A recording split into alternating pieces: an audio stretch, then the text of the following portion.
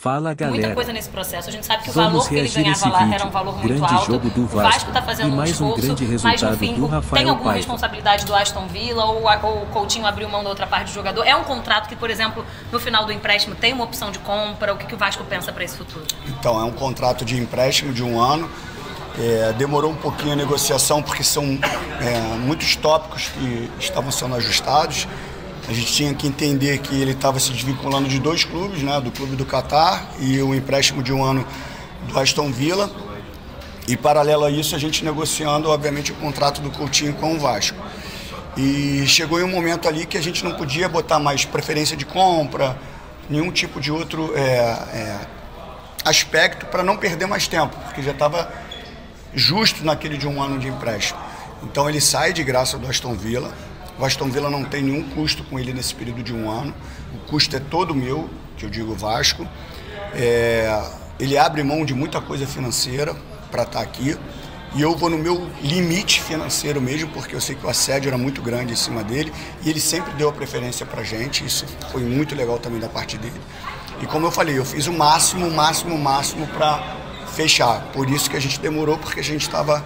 vai minuta, volta minuta, né? Muitos aspectos sendo avaliados dentro do contrato. Saiu hoje a questão dos 100 milhões, verdade. Só para o Flamengo ou para eu até falei brincando, eu acho que é só para o Flamengo, agora você me pegou. Porque são 4 contratos que eu estou fazendo. Já tá bom, já tá valendo. Mas nem precisava para o Flamengo, porque eu sei que ele não ia. Mas, então assim, a gente ajustou tudo dentro das possibilidades do clube. Como a gente falou, ele abriu mão de muita coisa e a gente chegou no nosso teto lá em cima mesmo para que ele fechasse. Pedrinho, dentro dessa engenharia financeira que você está desenhando, ainda tem o Alex Teixeira, tem o Souza, o que mais o torcedor pode esperar? Porque a janela não é suficiente só com isso, né? Tem algumas posições que ainda são carentes. Fábio, a gente tem, o Emerson também chegou, que é um jogador que a gente identificou que a gente precisava de um homem de beirada. Tem outras posições que eu não falo justamente por uma questão de respeito e ética ao elenco, mas é uma observação boa para fazer, que assim, uma negociação que nós estávamos fazendo com um jogador que joga fora do país e o que foi definitivo para ele não vir foi a questão da violência.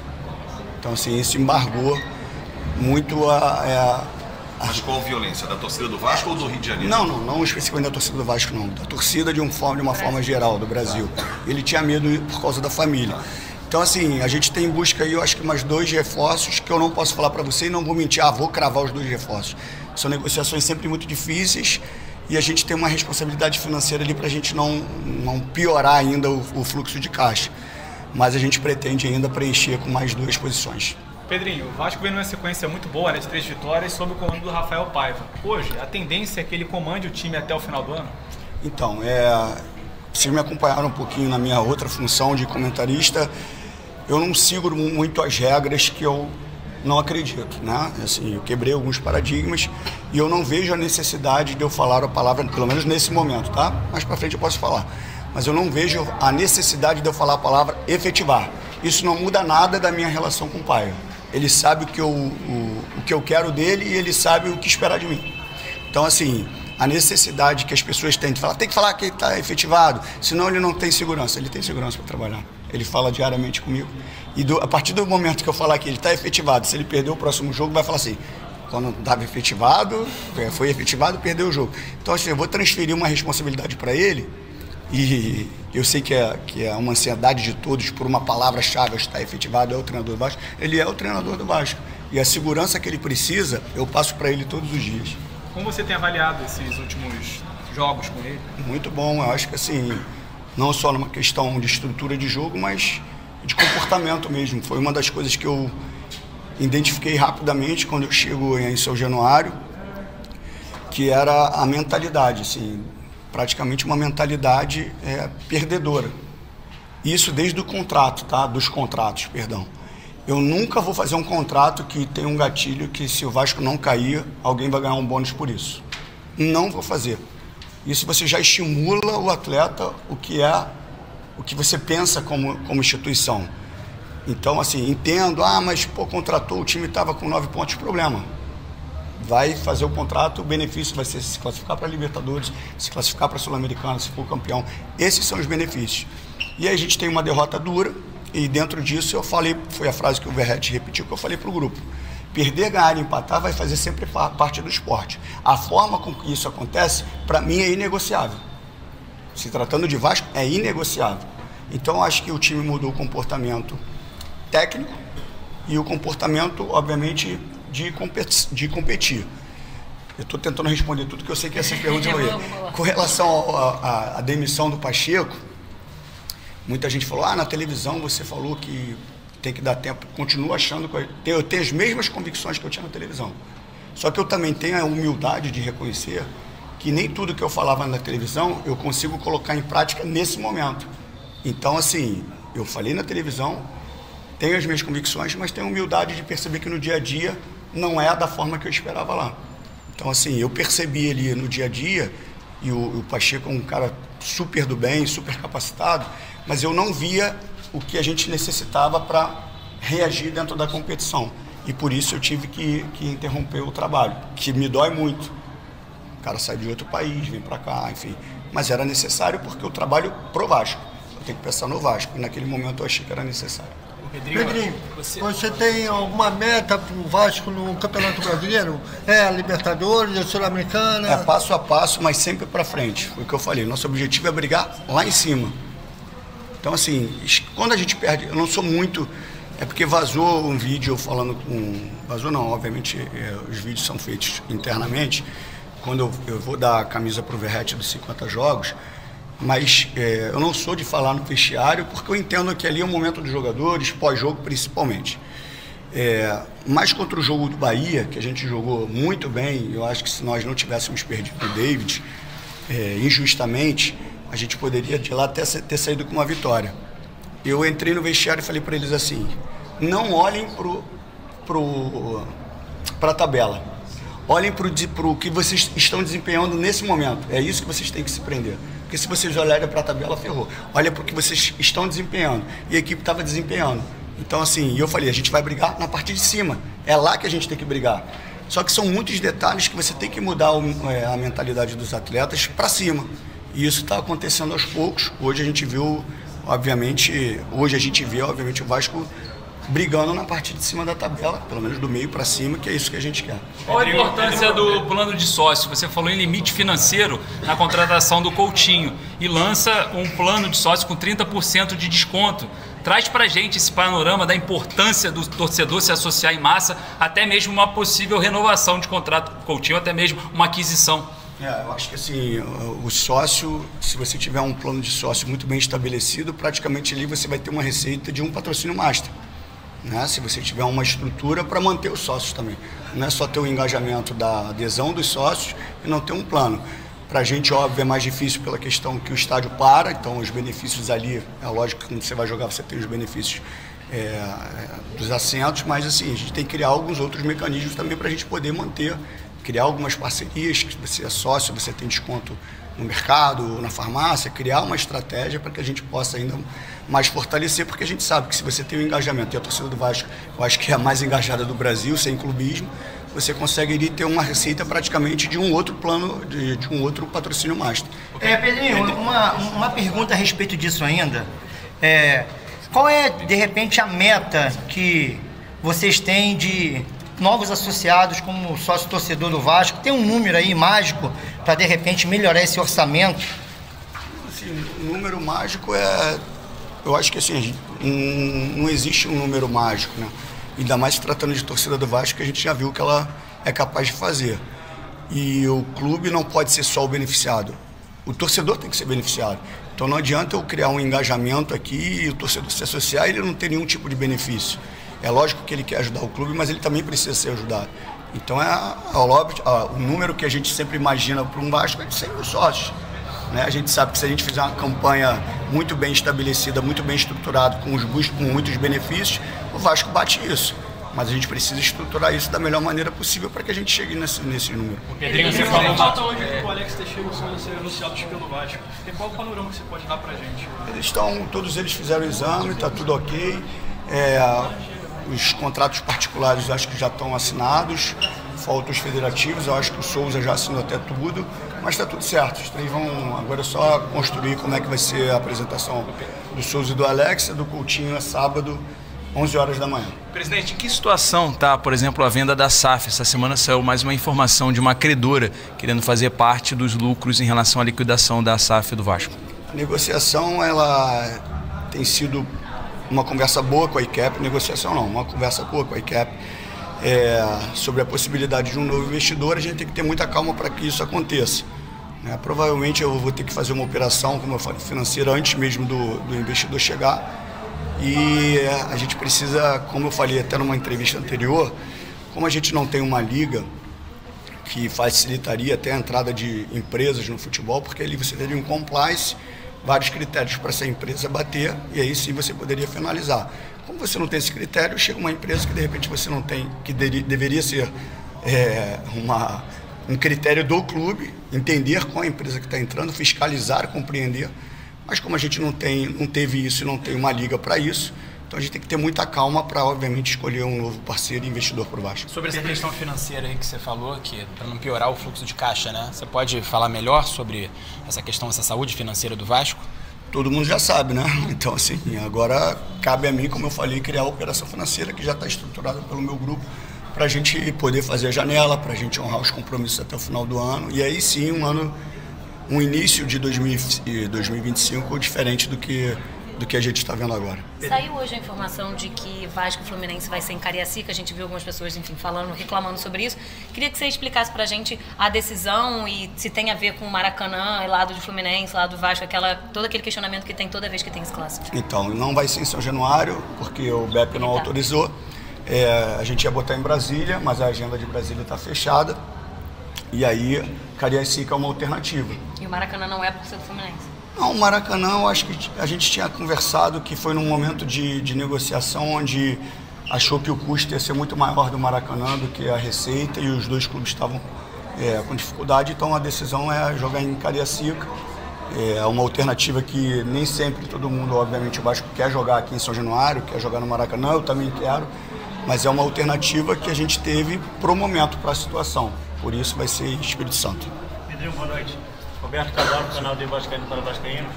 Quando o Vasco iniciou a negociação com o Coutinho, o Vasco vivia um momento muito tenso na competição.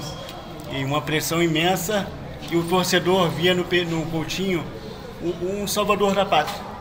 Um jogador que ia chegar e ia mudar o cenário do time. Hoje ele chega num cenário muito melhor, muito mais tranquilo, o time jogando bem. E ele já não chega com essa responsabilidade de ter que mudar o patamar do time. Ele muda, é um jogador diferenciado, mas entra sem a responsabilidade, sem ter que ser o salvador da pátria. Qual é a importância disso, dele entrar sem a responsabilidade? Eu acho que responsabilidade ele vai ter sempre, porque ele é muito acima da média. Eu não acredito, eu acredito numa estrutura muito bem preparada para que você devagarinho vá trazendo as peças e de repente a peça principal. Só que o momento exige, obviamente, e a oportunidade exige que você faça de forma pontual um jogador do nível do Coutinho. É o que eu falo, a gente tem que ter um planejamento esportivo, só que o futebol ele tem algumas peculiaridades. Então, assim, existem oportunidades que você tem que ser flexível a elas. E é obviamente que a gente é flexível nessa situação do Coutinho. Eu acho que ele contagia o entorno e facilita também para a gente em novas negociações. Seja esse ano, seja para o próximo ano, quando vem um cara do porte do Coutinho. Obviamente que a gente espera que tenha um resultado dele, do grupo e do Vasco, você vai conectando com outros jogadores para que a gente possa fortalecer o elenco. Mas a responsabilidade dele é lógico que é grande, porque ele joga muito acima da média. Né? Obrigado. Gente, alguém uma rapidinho aqui, ó. Quem jogou mais, Pedrinho ou Coutinho? Coutinho, pô. Não deveria nem fazer. Jogou muito mais, pô. Pedrinho, dá licença, Eduardo, aqui. Pedrinho, eu queria que você falasse um pouco sobre o Payet, que eu acho que é um assunto importante quando você vem falando de saúde financeira, e o Payet, infelizmente, vem sofrendo com lesões. E sabemos que o custo é muito alto, né? Então eu queria que você comentasse sobre a situação dele no clube. Eu sei que ele tem contrato e tal, mas explicasse para o torcedor, preocupado hoje, o Coutinho chegou, e a situação do Payet? Vai conseguir manter os dois por conta desse custo? Vou conseguir manter os dois. Vem pro jogo. Vem com a Betfair.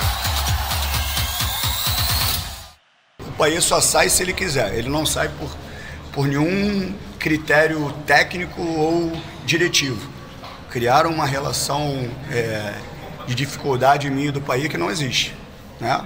Assim, a gente torce para que ele se recupere, para que ele esteja sempre em forma, para que ele desempenhe. Se vai jogar os dois, se vai jogar um dos dois, essa é a decisão do Paiva. A minha obrigação é dar estrutura para que ele volte. Agora, se ele sair, é uma decisão dele, não vai partir de mim. Eu quero e conto com ele porque ele é um grande jogador. Preciso dele animado, preciso dele motivado, preciso dele treinando, preciso dele querendo. Isso tudo eu exijo dele e de todos os outros. Como eu sempre falei, tem que estar satisfeito e feliz de estar no Vasco. E ele eu não tenho nenhum interesse em perdê-lo. A não ser que ele, obviamente, queira sair e aí é uma questão de conversa. Pedrinho, em relação ao plano de sócios, vou até aproveitar para outro colega, o Vasco tem um plano de sócios desde a época do Luiz Melo. Quando ele era CEO, o Vasco fez uma reformulação que inclusive gerou muitos protestos da torcida. Queria saber se há um planejamento para que o Vasco possa remodelar esse plano de sócio, fazer planos mais acessíveis ao torcedor, mais baratos e com mais benefícios. Isso, obviamente, o meu comercial e o marketing estão estruturando para fazer, obviamente, uma mudança necessária nos planos de sócio para que a gente possa dar os benefícios necessários para os torcedores e que eles não fiquem só 6 meses ou só 1 ano, que a gente possa realmente estabelecer um critério que eles fiquem para a gente como um parceiro para sempre, e a gente tem ali, praticamente com o patrocínio da camisa, um outro patrocínio master, que é o sócio torcedor. Pedrinho, aqui, os próprios atletas e o treinador hoje, Paiva, tem falado da sua importância no bastidor. O Hugo Moura deu uma entrevista ontem falando da importância que você tem hoje dentro do grupo. O Verratti usou a sua própria frase e o Paiva tem falado disso. Queria ouvir de você. A gente te vê muito na parte institucional, mas na parte de campo e bola, você como ex-atleta, você pode falar um pouco de que bastidor é esse que o Pedrinho tem sido importante? O que você tem feito com os atletas no CT? Pô, ninguém fala. Eu vou responder assim, porque eu não gosto de falar de mim assim não, cara. Parece que eu estou me auto-elogiando, eu não gosto disso não. É lógico que eu tenho uma questão administrativa muito forte, eu falei para vocês assim, são 6 meses muito pesados emocionalmente, fisicamente. De fora parece muito fácil, mas assim, você entrar por uma briga, e eu já sabendo, não sabendo que eu ia ganhar, que isso não... Assim, eu já sabendo de todo o conteúdo que eu tinha em mãos, entendo perfeitamente todas as opiniões diferentes, porque as pessoas não tinham o conteúdo que eu tinha, então todo o julgamento em cima de mim, óbvio que me machucava, mas eu compreendia, mas é duro você assim, cara, eu estou fazendo certo, eu estou vendo o que está acontecendo aqui, as pessoas não conseguem entender.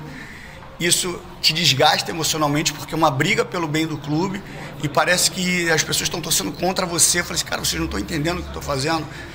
E isso machuca muito emocionalmente. Então foram assim 5 meses assim pesados, assim, duros emocionalmente, que eu precisei de muita força assim para poder levantar no dia a dia e continuar a batalha que eu tinha, a missão que eu tenho para fazer com o Vasco. E aí quando eu parto, obviamente, para uma coisa mais interna ali, eu tenho que vestir outra capa, né? Que a gente vai vestindo capa de super-herói praticamente todos os dias. E aí eu vou no trato com os jogadores, obviamente com todos os que trabalham lá no futebol, para mostrar para eles uma mentalidade vencedora. E isso são gatilhos mentais mesmo que as pessoas colocaram neles de forma negativa, e eu estava tentando reverter isso.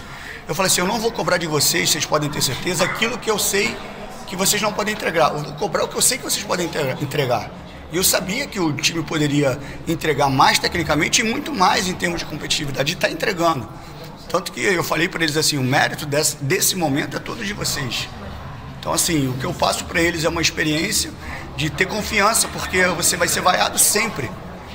Se você tiver com medo, você está sendo vaiado, você vai minimizar o teu risco, joga o que você tem que jogar, pratica o que você tem que praticar, demonstra o valor da camisa do Vasco, olha para aquela arquibancada ali e sente a atmosfera do que é São Januário. Esses são pontos assim pequenos do que a gente obviamente tem ali como relação com os atletas, mas o que eu mais queria é que eles entendessem que eles têm que mudar o objetivo deles dentro do Vasco, que o objetivo do Vasco é lógico que isso não quer dizer que vai ser campeão, mas é pensar para frente, para ganhar, e não pensar em rebaixamento, que é um trauma que eles carregaram ali praticamente 1 ano e meio, 2 anos, né?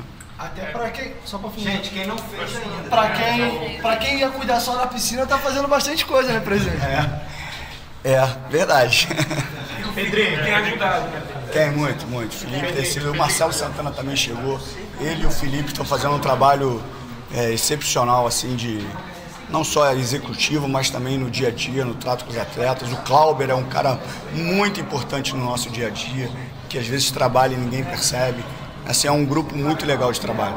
Pedro, sobre essa operação financeira que você falou, poderia ser um empréstimo, uma venda de porcentagem das ações da A gente está estruturando tudo direitinho e nosso compromisso é honrar os salários e é isso que a gente vai fazer. E, os naming rights, a venda dos naming rights da São Januário pode ser uma opção também? Então, isso aí é uma coisa que a gente tem que pensar muito, porque a gente pode ter um preço de mercado agora e daqui a 2 anos e meio ele vai estar defasado. Então, assim, fazer esse mecanismo de probabilidade do que seria 2 anos e meio, com toda a estrutura, com o entorno modernizado, né, revitalizado.